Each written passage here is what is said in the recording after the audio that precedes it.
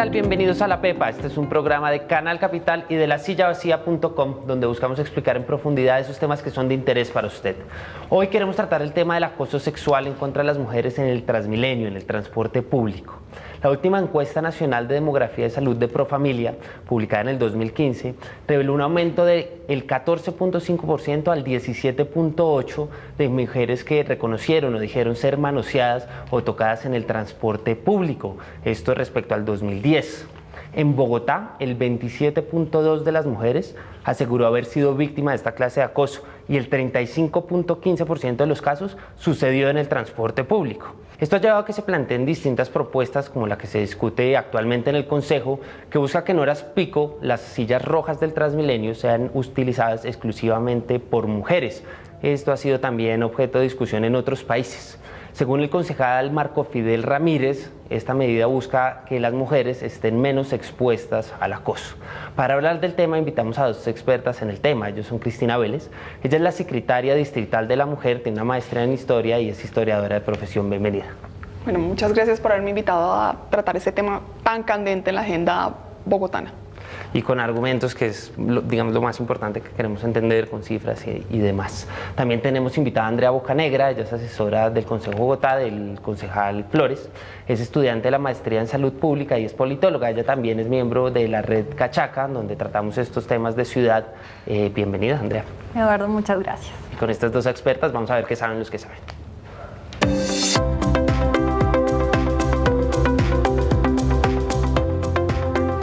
Antes de entrar a debatir el tema de estas propuestas específicas para el transporte público, me parece importante discutir las cifras grandes. Que el 17% de las mujeres reconozca a nivel nacional haber sido tocada o rozada o en la calle, en el transporte público, que en Bogotá el 27% lo haya dicho y que el 35% sea en el transporte público, son unas cifras que no deben ser ignoradas. ¿Usted cómo las ve, cómo las percibe? Digamos que son unas cifras, como tú dices, muy complicadas. Pero digamos, aquí me parece importante traer a colación un elemento muy importante y estamos hablando específicamente de Transmilenio. Esta es una medida que se enfoca o digamos que busca implementar una estrategia en Transmilenio. Hace más o menos 2 años es un estudio sobre el cual la administración y el consejo pues digamos ha hecho mucho énfasis. Hizo un estudio en distintas ciudades y en ese estudio se encontró que el 60% de las mujeres que usan Transmilenio se sienten inseguras. Bogotá es la ciudad por encima de ciudades como México, ¿sí? En donde las mujeres más inseguras se sienten en el transporte público. Entonces, claramente esto es una problemática que está ahí y sobre la cual tenemos que pensar. Ahora, el paso siguiente es evaluar si este tipo de medidas sí responden de manera efectiva al objetivo que se plantean.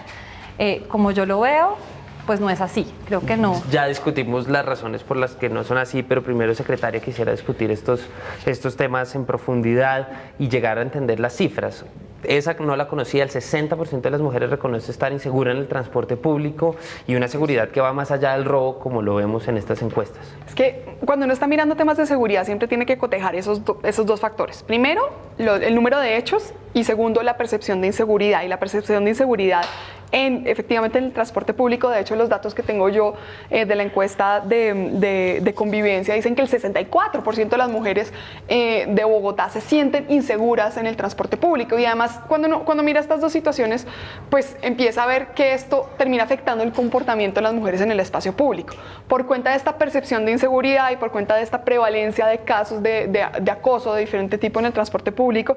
Las mujeres entonces terminan cambiando la forma como se apropian del espacio público, como usan el transporte público, terminan desarrollando una serie de mecanismos de defensa tipo cambiar las rutinas, evitar salir de noche, evitar salir sola o salir solamente a lo justamente necesario, que realmente nos ponen frente a una situación muy grave, frente a la modelo ciudad amplio, abierto que estamos construyendo. Claro, que ahí uno empieza a ver cómo el modelo de ciudad, cómo estas propuestas para cambiar ciertas cosas en el espacio público, en el transporte, pues son muy específicas y no están entendiendo necesariamente todo este cambio de comportamiento cultural que va más allá de sentirse seguro en un trayecto de 1 a 2 horas, pero es como la existencia misma de la mujer.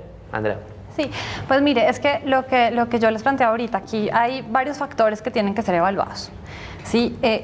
Y uno de esos es entender cuáles son las causas de que este tipo de comportamientos pues se den a lugar. Entonces, una de esas causas tiene que ver con un componente técnico. Es que estamos hablando de un sistema que está desde hace muchos años colapsado. La encuesta de la Secretaría de Movilidad y la Cámara de Comercio señala que en los últimos 5 años los usuarios de Transmilenio se han incrementado en un 50%. Es decir, 800.000 nuevos usuarios han entrado al sistema sin que se amplíe la infraestructura, sin que entren nuevos troncales, digamos, aparte de la 26 y de Soacha, que lo que hizo fue hacer que entraran todos estos usuarios y colapsaran el sistema. Entonces, a lo que voy es que, digamos, este tipo de medidas tiene que entender cuáles son las causas. Digamos, una mujer, un hombre, un niño, no puede viajar dignamente en el transporte público si cuando tú te vas a subir, digamos, lo haces como una salchicha. O sea, claro, pero digamos, esto se puede, por supuesto usted no está diciendo eso, pero el hacinamiento en el transporte es una cosa y otra cosa es que eso necesariamente sea sinónimo de que sucedan estas conductas delictivas que van en contra de la mujer, que son acoso sexual, son delitos sexuales graves. ¿Esto necesariamente es un sinónimo? No es un sinónimo, pero sí hay una correlación. Digamos, correlación no es causalidad, pero sí hay una relación directa de hacinamiento y mayor prevalencia de casos de acoso. De hecho, desde la administración lo que creemos es que lo que tenemos que atender son las causas estructurales. Efectivamente hay una sobredemanda en el sistema que lleva a una situación que todos conocemos y que no se puede esconder ni negar. Y la respuesta es efectivamente ampliar el número de troncales, ampliar la capacidad del sistema, y esa será como la solución estructural de fondo. Y la otra, digamos, la otra causa que también es estructural, pero estructural de otro tipo, tiene que ver es con el machismo. Digamos, eso es como, estamos hablando esencialmente de un tema de machismo. Y uno de los problemas que tiene este proyecto de acuerdo, que es, digamos, donde no termina de cuajar y es uno de los temas que tenemos que trabajar, es que está parado sobre una postura machista digamos, como de galantería, como una solución a un problema machista estructural que tiene que ver con el acoso y la idea digamos, como del mujer como objeto. Entonces, digamos, realmente para el primer problema tenemos que meterle el acelerador a las inversiones en infraestructura, pues que se está haciendo en este momento y que pues con la licitación del metro, las nuevas troncales, etcétera, va a haber una solución de fondo. Y el otro, pues tenemos que luchar es contra lo más profundo de la sociedad, y es la cultura patriarcal. Claro, como esto sucede en el Transmilenio, en el bus, en la calle, las invito a que vayamos a esos espacios a ver qué preguntan en la calle.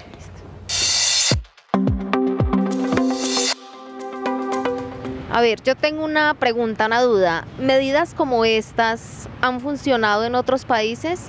¿Que en los Transmilenios o en los metros, no sé, las sillas rojas las cedan a las mujeres? Claro, bien lo decíamos en la introducción, y lo que preguntaba esta persona en la calle es muy importante, y es entender esto cómo ha funcionado en otros países. Ya decíamos el ejemplo de Ciudad de México, con unos vagones especiales donde solo pueden acceder mujeres, en fin, inclusive pilotos en la ciudad con los vagones rosados o rosa. ¿Cómo ha funcionado esto en otros lugares y acá mismo?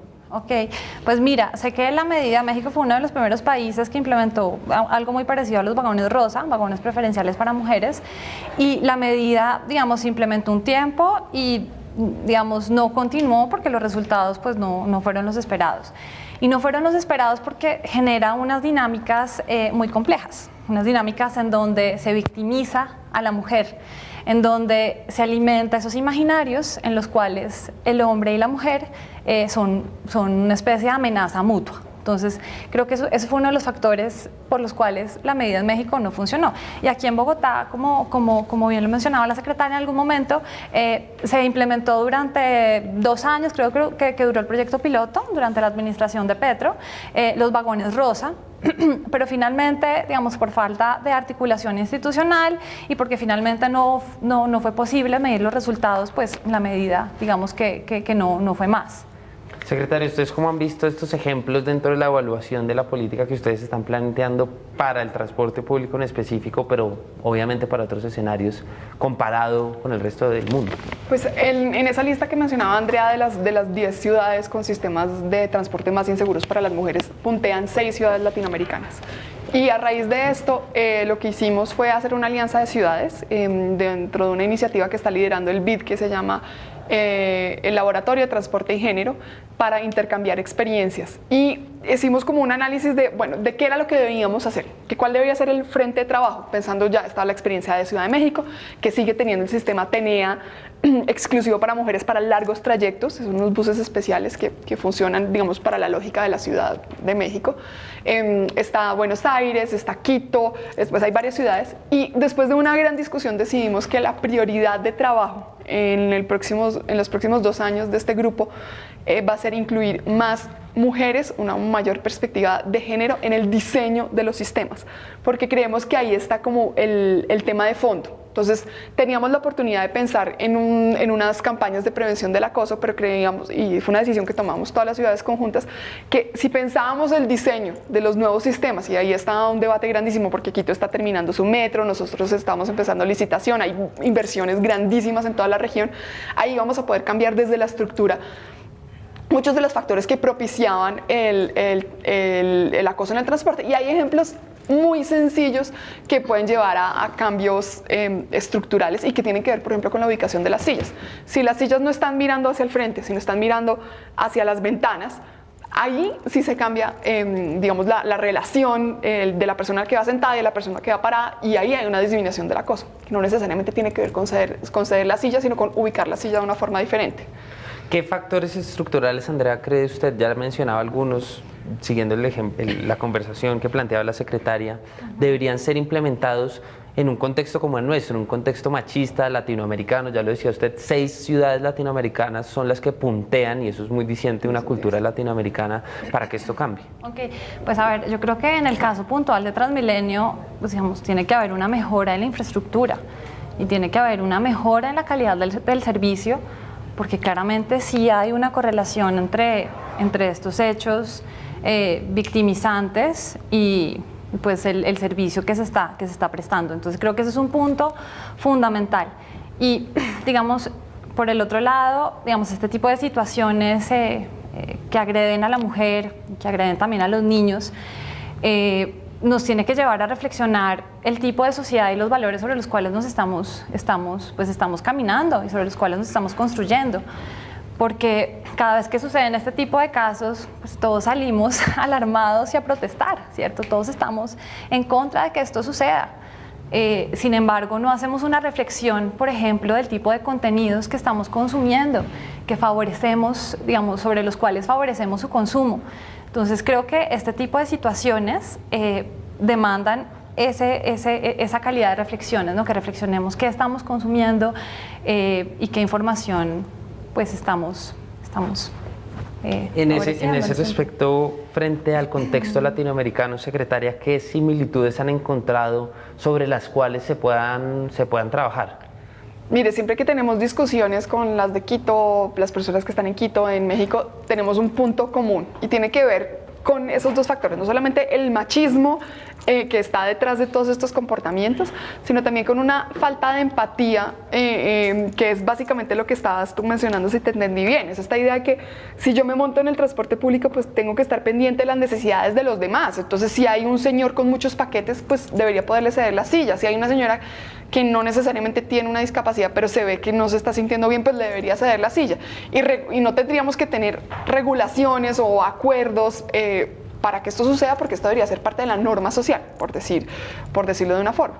Pero yo creo que una de las cosas que ha pasado en este intercambio regional es que hay muchas soluciones de bajo costo que mientras se puede hacer las inversiones estructurales que se están haciendo, pues puede pues tener una respuesta sencilla. Por ejemplo, en Quito tiene un proyecto que se llama Bájale al acoso, en el que si una mujer se siente acosada en el transporte público puede mandar un mensaje de texto y pensar un mensaje de texto por el acceso a datos de la mayoría de las mujeres en Quito, diciendo acoso, y en menos de 2 minutos la llaman de una central de atención donde le dicen cuáles son sus rutas y qué decisiones puede tomar, si quiere denunciar, no quiere denunciar, si quiere que la esperen en la próxima estación, no quiere que la esperen en la próxima estación, y paralelo se prende una alarma en el bus con una voz que señala, dice: en este bus se está presentando una situación de acoso, por favor tomar las medidas necesarias, por favor pues los estarán esperando en la próxima estación. Y eso genera como, pues ese tema como exponer el caso genera pues por lo menos una idea de que yo no puedo hacerlo. Sí, ojalá porque estoy convencida de que está, o convencido de que está mal hecho, o no puedo hacerlo, sino porque me van a exponer fácilmente. Claro, que eso me lleva a un tema muy interesante y es la sanción social, Andrea. Sí. Estos casos muchas veces son sancionados dentro de lógicas también machistas, entonces si alguien acosa, entonces la respuesta es de un hombre, decirle qué le pasa y lo golpea. ¿Qué tipos de sanciones sociales estarían permitidas? ¿Cuáles serían eficientes y cuáles tal vez no? Como otra respuesta más machista de golpearlo o ser más macho que el otro. Sí, mire ¿No? que, digamos, Eduardo, tú tocas un punto supremamente, digamos, un punto central. Yo soy usuaria de Transmilenio hace 5 años, ¿sí? Y digamos que experimento en carne propia la experiencia de usar el sistema. Y te puedo decir que cuando las personas nos subimos a Transmilenio, por alguna u otra razón, dejamos el civismo afuera. Entonces creo que aquí se demanda un ejercicio de cultura ciudadana, a pesar de que este es un concepto, digamos, sobre el cual como que ya no lo logramos comprender bien de tanto que se ha usado y que se ha desusado. Se desvaneció. Se desvaneció. Entonces, pero digamos, hay un elemento ahí de educación que, digamos, que demanda una corresponsabilidad tanto de la administración distrital, tanto del Estado como de los ciudadanos, y que se ha perdido completamente. Y un ejemplo de ello es las puertas preferenciales para mujeres embarazadas y personas en situación de discapacidad, que es una medida, pues, a todas luces necesaria, pues simplemente no se respeta. Entonces, si no se respeta eso, pues es decir, ¿cómo pedimos que se respeten otro tipo de situaciones? Y en cuanto a las sanciones sociales, pues es que debería darnos vergüenza, como quizás sucedió hace algún tiempo, pues romper las normas sociales. Creo que esa es la esencia de la cultura ciudadana, cuando tú te autorregulas y sientes vergüenza cuando rompes una norma que en efecto pues está mal amenazando y afectando a quien está a tu Secretaria, lado. usted hablaba de estrategias que utilizan las mujeres en casos de que se sientan inseguras. Esto no debería pasar, pero ¿por qué no nos habla un poco de eso que ustedes han identificado, que me parece un tema supremamente interesante? Pues nosotros uno de nuestros frentes grandes de trabajo es la violencia contra las mujeres en el espacio público. La violencia contra las mujeres siempre se entiende dentro de un continuo. Está la violencia en el espacio privado, la violencia en el espacio público y la violencia política, y todas de alguna forma son hermanitas, ¿no? Claro, eso para decir que esto va mucho más allá del transporte público. Sí, pero digamos que este foco en el transporte público y en el espacio público tiene varias aristas. La primera fue que nosotros mapeamos qué tan insegura era Bogotá para las mujeres usando un software que se llama Safety Pin, que analiza según fotografías la iluminación, si hay ojos en la calle, como estos criterios de urbanismo que tienen que ver con la seguridad de las mujeres. Y realmente encontramos que los puntos más complejos para las mujeres, esto es un mapeo que además se hace de noche, es la presencia de gente en la calle, que la falta de presencia de gente, y cuando hay resulta siendo que son grupos de solo hombres, hace que haya una mayor percepción de inseguridad. Y también el acceso a transporte, la iluminación y si puedo ver y ser vista, son como los tres factores que le siguen en términos de los factores que generan más inseguridad. A raíz de esto, de este mapeo, preguntamos, bueno, ¿cuáles son las medidas de seguridad que toman las mujeres? Y fueron un poquito las que les decía, que las mujeres entonces terminan tomando atajos, no saliendo, pensando 3 veces antes de salir. Y creo que aquí lo que hemos estado haciendo es usando esa información del mapeo de inseguridad para mejorar la iluminación, que no es, pues la iluminación es un factor esencial del acceso al transporte, porque es que el transporte no es solamente pues estamos el periodo en el que vamos del punto A al punto B, sino la última milla, cuando nos bajamos del punto B y vamos a la tienda a comprar la leche, o a la casa, o al trabajo, o lo que sea. Entonces, en la medida en que hay estas inversiones en infraestructura física, andenes, iluminación, y hay una mayor, mayor control sobre las construcciones que no miran a la calle, que todos son, presupuestos básicos de la visión de ciudad del alcalde, pues vamos a poder tener una mejor ciudad. Una vez más, estos factores estructurales se mezclan con los factores de otro tipo que tienen que ver con los comportamientos y que tienen que ver quiero tocar un último punto antes de ir a las conclusiones, es el tema de la denuncia. Hay muchas mujeres, más en casos de agresiones físicas y violencia intrafamiliar, sienten que el mismo proceso de denunciar es una revictimización. ¿Qué se puede hacer frente a eso? Bueno, pues digamos, pues específicamente en este momento no sé no sé decirle puntualmente qué se debe hacer, pero lo que sí le puedo decir es que en el caso de las agresiones que suceden en Transmilenio en contra de mujeres, el proceso de denuncia es supremamente engorroso.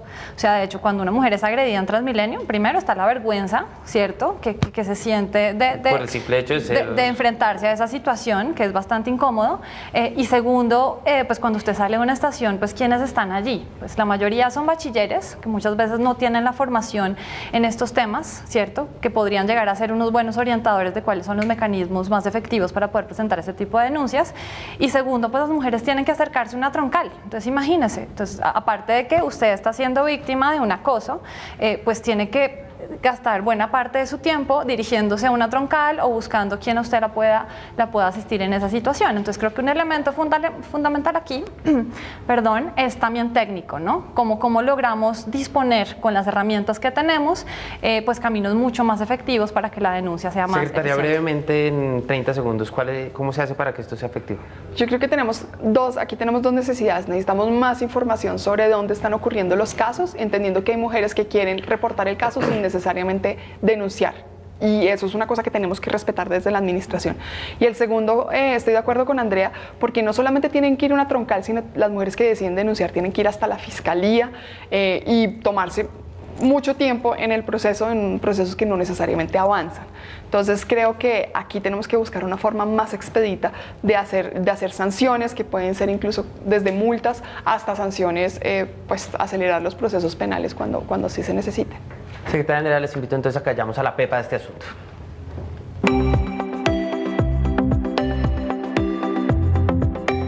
Hoy estamos hablando del acoso sexual en el transporte público, esto con ocasión de la medida que se está proponiendo y que se ha discutido en el Consejo de dar prioridad en ciertas sillas a las mujeres en Transmilenio. Esto no es nuevo en Colombia y ha pasado en otros países latinoamericanos. Andrea, ¿cuál es la pepa de este asunto?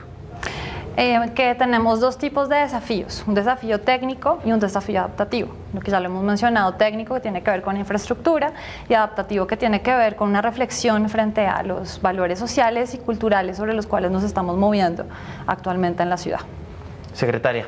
La pepa de este asunto es que podamos diseñar desde el principio sistemas que tengan en cuenta la seguridad de las mujeres y de todas las personas como un eje central de cómo va a operar y de cómo va a estar dispuesto el sistema. ¿Y qué medidas en el corto plazo, en el mediano, que es lo que le va a tocar seguramente a usted, deberían hacerse? En el corto plazo tenemos que tener unos sistemas de reporte de los casos que no necesariamente estén vinculados con la fiscalía, y poder seguir apostándole al cambio de cultura. Empezamos luchando contra los colados, que son parte del mismo fenómeno, son parte del fenómeno de falta de empatía en el sistema, de falta de apropiación del sistema, y seguiremos luchando contra el machismo expresado en otros tipos de comportamientos, empezando por el acoso. Andrea, ¿cómo está ese ambiente en el Consejo? ¿Qué está pasando allá? Pues mire, el proyecto fue aprobado en la Comisión de Plan y va para segundo debate, entonces estamos todos a espera de qué va a pasar. ¿Y más allá de eso, se están tratando estos temas con seriedad o falta? No, digamos que yo siento que el Consejo sí ha hecho un esfuerzo por poner esos temas sobre la mesa, pero quizá pasa un poco lo que decía la secretaria de la Mujer, y es que hay un cierto resquemor por abordar estos temas de una forma mucho más objetiva y rigurosa, ¿cierto? Es políticamente correcto pues estar de acuerdo con medidas que estén a favor de la seguridad de la mujer, pero no necesariamente son las adecuadas. Entonces creo que ese es el ejercicio que todos tenemos que hacer estando en lo público. A las dos, muchas gracias por haber aceptado la invitación a este programa. Y a todos ustedes recuerden que La Pepa es un programa en alianza de lasillavacía.com y de Canal Capital. Pueden escribirnos a nuestra cuenta @lapepa_oficial y a la del canal y de La Silla que aparecen en pantalla, y también contarnos qué otros temas quieren que tratemos con dos expertas como las de hoy. Este programa queda en YouTube tanto del canal como de lasillavacía.com para que ustedes lo puedan compartir entre sus amigos y redes sociales para que sea visto cada vez más. Hasta la próxima.